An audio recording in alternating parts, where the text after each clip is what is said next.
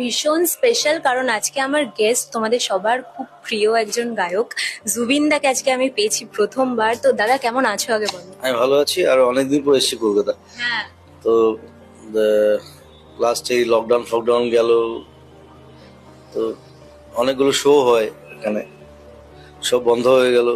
আমি অসুস্থ ছিলাম, তারপরে আসামে গেলাম। আসামে অনেক সোশ্যাল সার্ভিস করতে হলো। তো অনেকদিন পর এসেছি, খুব ভালো লাগছে। শরীর এখন ঠিক আছে তো? শরীর ঠিক আছে।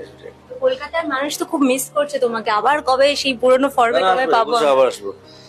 আর মানে কি, আসামে শোজ বেশি হয় বর্ষায়, হুম। আর মানে বেঙ্গলের শো হয় শীতকালে। তো ওটা মানে আমরা ভাগিয়ে নিই। তো আমি অপেক্ষা করছি এবার শীতকালে আবার পুরো বেঙ্গল ধামাকা।